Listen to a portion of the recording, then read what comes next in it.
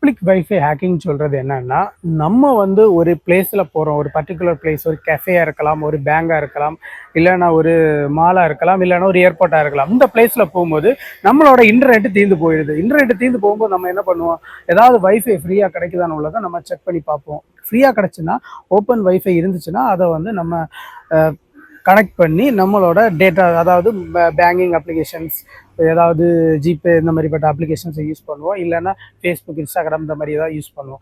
இந்த மாதிரி யூஸ் பண்ணுறதால என்ன நடக்கும்னா, பப்ளிக் வைஃபை யூஸ் பண்ணி பண்ணுறதால நம்மளோட டேட்டாஸ் வந்து நமக்கு தெரியாமலே ஹேக்கர்ஸ் திருடுறதுக்கான 100% சான்சஸ் இருக்குது. அது எப்படின்னு உள்ளது நான் உங்களுக்கு சொல்கிறேன்.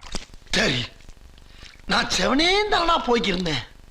யார் வம்பு தும்புக்காச்சும் போனனா? கௌரவம் கௌரவம்னு என் கௌரவத்தையே ஆரம்பிச்சிட்டீங்களா? பேக்கர் ஸ்னிஃபர்ஸ்ன்னு சொல்கிறது நமக்கு தெரியாமலே நம்மளோட மெசேஜஸ், அதை ஓடிபிஸ் இல்லைன்னா நம்மளோட பாஸ்வேர்ட்ஸை வந்து ஹேக்கர்ஸ் வந்து ரீட் பண்ணுறதுக்கு யூஸ் பண்ணுற ஒரு டெக்னிக் தான் packet sniffers. Second one fake hotspots. Fake ஹாட்ஸ்பாட்னு சொல்கிறது நம்ம ஒரு வைஃபை கனெக்ட் பண்ணுவோம்ல, அந்த வைஃபை வந்து ஃபேக்காக இருக்கும், பார்க்குறதுக்கு லெஜிட்டிமேட்டி மாதிரி இருக்கும். பார்க்குற அந்த வைஃபை பார்க்குறதுக்கு ஒரு ஹோட்டலில் நின்னீங்கன்னா அந்த ஹோட்டலோட நேமில் இருக்கும், ஆனால் ஓப்பன் நெட்ஒர்க்காக இருக்கும். கனெக்ட் பண்ண உடனே கனெக்ட் ஆயிரும், பப்ளிக்காக கனெக்ட் ஆயிரும். அது வந்து ஆக்சுவலி ஃபேக், அதாவது ஹேக்கர்ஸோட கண்ட்ரோலில் இருக்கிற ஒரு வைஃபையாக இருக்கலாம். இன்னொன்று வந்து man in middle attack. Man in middle அட்டாக்னு சொல்கிறது, ஹேக்கர்ஸ் வந்து நம்ம ஃப்ரெண்ட்லேயே இருப்பாங்க, ஆனால் நமக்கு தெரியாது. அவங்க வந்து ரியல் நெட்ஒர்க்ஸுக்குள்ளாடி ஊடுருவி ஆல்ரெடி இருப்பாங்க. இந்த மாதிரி அவங்க வந்து ஹேக் பண்ணி நம்மளோட சென்சிட்டிவ் டேட்டாஸ் எடுக்கிறதுக்காக இவங்க யூஸ் பண்ணுற 3 டெக்னிக்ஸ் தான் இது. இதை வந்து நம்ம எப்படி கண்ட்ரோல் பண்ண முடியும்னா, நம்ம ஃபஸ்ட்டு வந்து எந்த ஒரு பேங்கிங் அப்ளிகேஷன் யூஸ் பண்ணும்போதும் நம்ம இந்த மாதிரிப்பட்ட ஒரு பப்ளிக் லொக்கேஷனில் போயிட்டு யூஸ் பண்ணாமல் இருக்கிறது 100% சேஃப்டி.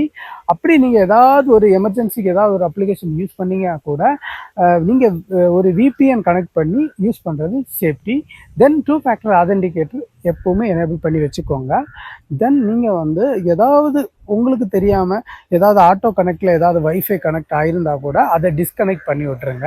இல்லைன்னா ஒன்ஸ் நீங்கள் யூஸ் பண்ணிங்கன்னா அதை வந்து ஃபர்கெட் கொடுத்து விட்டுருங்க. இந்த மாதிரி பப்ளிக் வைஃபை நம்ம யூஸ் பண்ணுறதால என்ன நடக்கும்னா, நமக்கு தெரியாமலே நம்மளோட பாஸ்வேர்ட்ஸு, அப்புறம் அதாவது சோசியல் நெட்ஒர்க்ஸோட பாஸ்வேர்ட்ஸ், யூசர் நேம் எல்லாமே ஹேக்கர்ஸோட கண்ட்ரோலில் போயிடும்.